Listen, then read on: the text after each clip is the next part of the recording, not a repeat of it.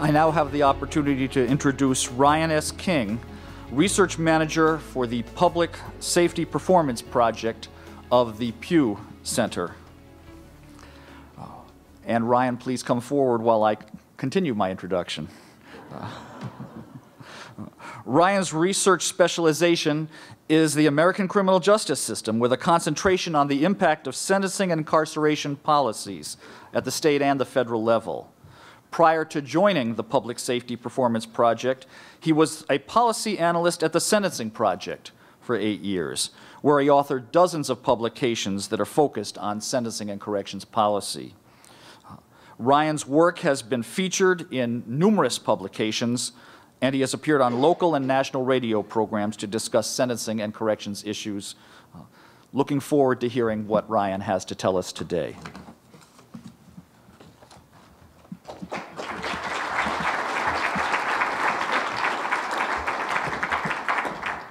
Thank you. It is a real pleasure for me to have an opportunity to come here and see all these representatives from the states, as well as federal partners and community partners working on this issue of recidivism. And I would say, as somebody who's been engaged in the process of data collection, to collect people from 50 states is pretty compelling, and a little bit hard for me not to feel insulted when we struggle to get data from 30 and 40 states. So it's great to see everybody here. And I also, as I talk through a little bit of the results from this report, want to thank so many people in this room whose agencies provided the data for us that allowed us to conduct this study.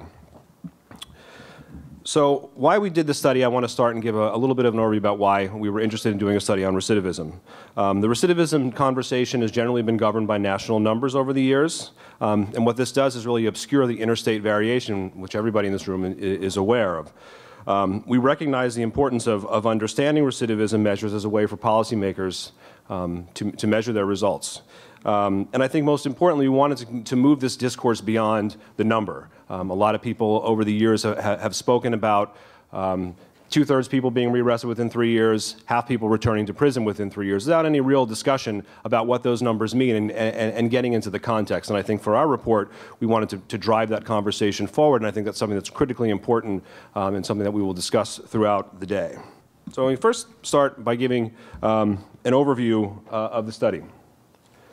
So it's the first of its kind 50-state survey of recidivism defined as return to prison at the state level. Now, I recognize there are a lot of issues in how states define recidivism, and I think throughout the day we're going to be discussing that. I'm going to touch upon it a little bit in my remarks. But I think one of the things that has been said earlier is that we need to be able to measure effectively recidivism, and we can all understand that this, in many ways, is sort of the ultimate goal of correctional performance. Okay, we collected data from the 50 states for offenders released in 1999 and in 2004 cohorts, and followed them for 3 years. States reported data for us for both recidivism for new crimes as well as technical violations. So we had a general recidivism rate, and we were also able to get a sense of when people coming back from new crime and technical violations. And as I would warn caution, and this is again something that I think everybody's familiar, the data collection procedures, we went out with an effort to have a uniform definition of recidivism, and in many cases we were able to achieve that. But of course, the interstate comparison issue is something that I'll talk about later on, and something that we need to be aware of. So the main point, the main finding that we found out of this is that spending was up, but recidivism rates have remained stubbornly high.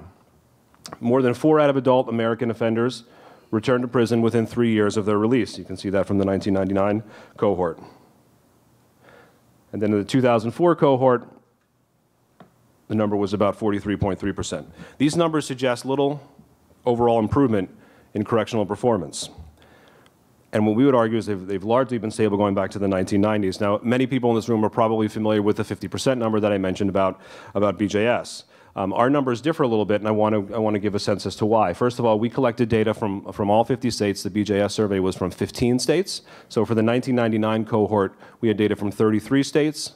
For the 2004 cohort, we had data from 41 states. So we actually have a larger number of states in our study. And then I think secondly, and what is also I think critically important, is you pull out California from our numbers and you pull out California from BJS's numbers, and these numbers settle at about 40% for both cohorts, both for our numbers as well as the BJS national number. So what that suggests essentially is that we've had stability going back to the 90s for recidivism rates across the state, despite the fact that we've had such a significant increase in spending.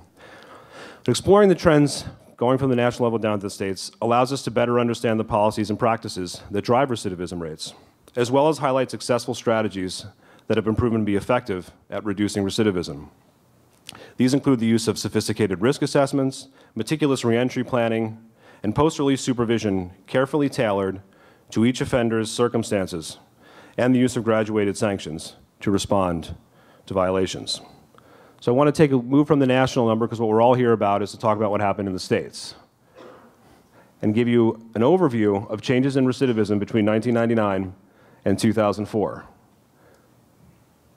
I'm just going to, this will give you a little bit of a flavor as we go through.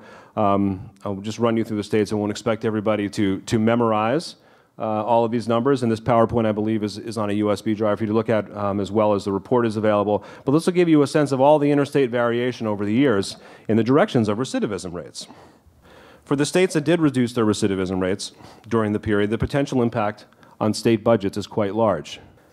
As you'll see here, if the 10 states with the largest sort of cost reduction reduced their recidivism by 10%, you have potential cost savings of $472.5 million. So this underscores the need to really shoot for recidivism reduction as a critical measure of performance.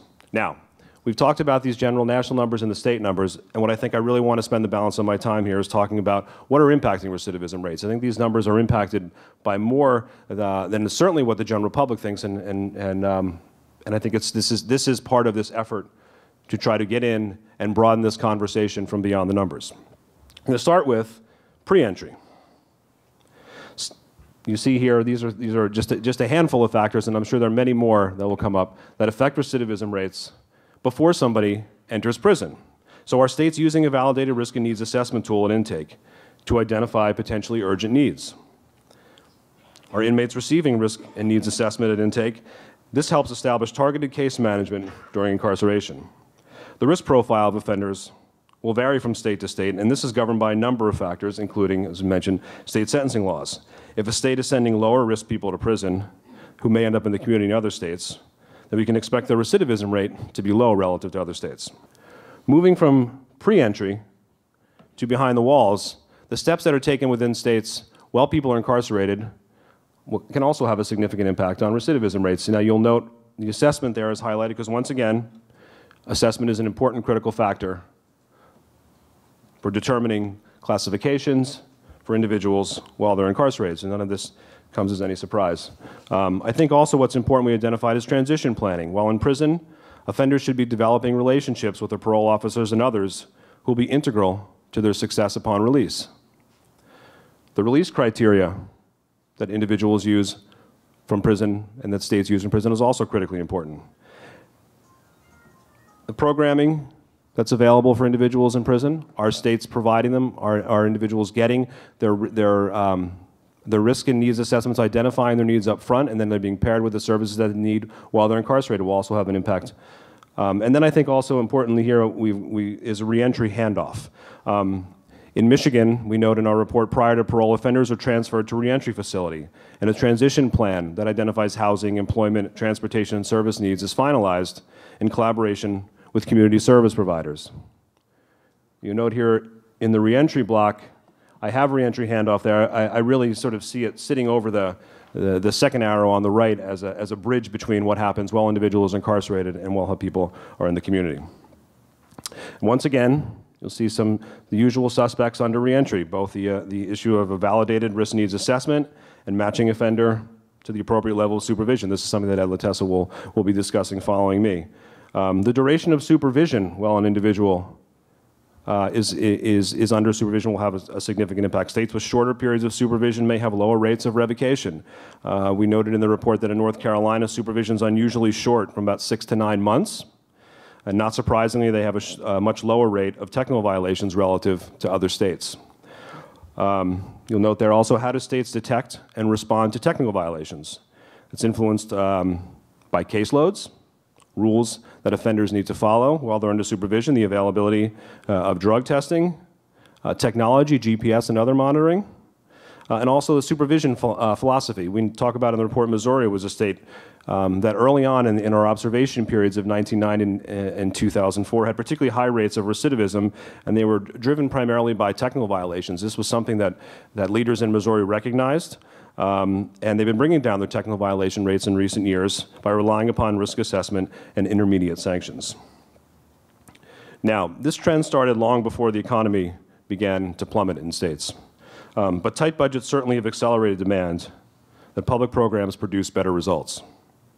Recidivism rates are and will be the way policymakers and the public assess the performance of correction agencies.